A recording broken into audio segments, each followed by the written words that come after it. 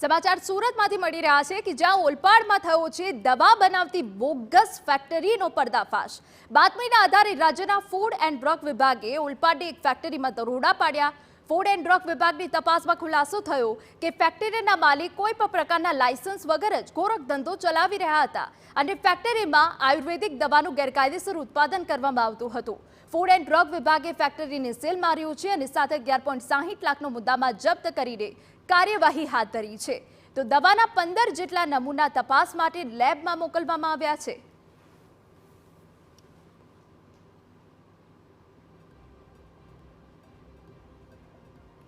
તંત્ર અધિકારીઓ ત્યાં દરોડો પાડતા ત્યાંથી લગભગ 11.5 લાખની કિંમતનો મુદ્દામાલ જપ્ત કરવામાં આવેલો છે, જેમાં કાચો માલ, મશીનરી અને ફિનિશ પ્રોડક્ટનો સમાવેશ થાય છે।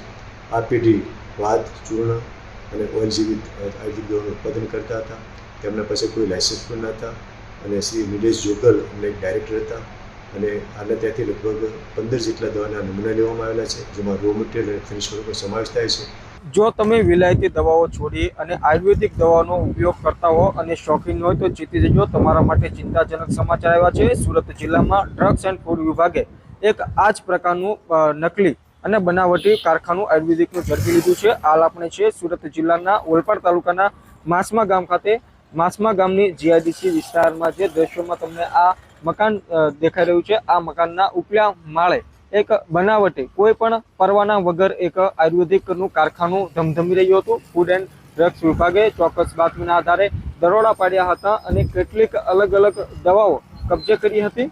ફેક્ટરીમાંથી કવાત, ચૂર્ણ તેમજ જોઈન્ટ રિફિલિંગ ઓઇલ નામની અલગ અલગ પ્રકારનું દવાનું ઉત્પાદન થતું હતું અને જોગી હર્બાસ્યુટિકલ પ્રાઇવેટ લિમિટેડ નામની ફેક્ટરીમાં આ દવાનું ઉત્પાદન થતું હોવાની બાતમી મળતા જ ફૂડ એન્ડ ડ્રગ વિભાગે દરોડા પાડ્યા હતા અને ફેક્ટરીમાંથી 2 લાખની કિંમતનું રો મટીરિયલ, 70,000ની કિંમતનું પેકિંગ મટીરિયલ, 2.90 લાખની કિંમતનું ફિનિશર પ્રોડક્ટ, 6 લાખની કિંમતની કવાત, ચૂર્ણ તથા ઓઇલ બનાવતી મશીનરી મળી કુલ 11,60,000નો મુદ્દામાલ જપ્ત કર્યો હતો અને તપાસમાં જે પણ લોકો આ કંપની ચલાવતા હતા તેઓ વિરુદ્ધ કાર્યવાહી કરવામાં આવી રહી છે। ફૂડ એન્ડ ડ્રગ વિભાગની ટીમે 15 જેટલા અલગ અલગ પ્રોડક્ટના નમૂનાઓ લીધા છે અને તેઓને FHLમાં મોકલી આપવામાં આવ્યા છે। FHLનો રિપોર્ટ આવ્યા બાદ જ ખબર પડશે કે આમાં કેટલી મિલાવટ થતી હતી। ત્યારે ચોક્કસ બાતમીના આધારે જે રીતે ફૂડ એન્ડ ડ્રગ વિભાગે કાર્યવાહી કરી છે, જેને લઈને આયુર્વેદિક દવાનો ઉપયોગ કરતા દર્દીઓમાં પણ ચિંતાનો વધારો થયો છે। ઉલ્લેખનીય છે કે ઓલપાડ તાલુકાની આ માસમા ગામની જીઆઈડીસીમાં પહેલીવાર આ નકલી પ્રોડક્ટ બનાવતું કારખાનું ઝડપાયું તેવું નથી। અગાઉ પણ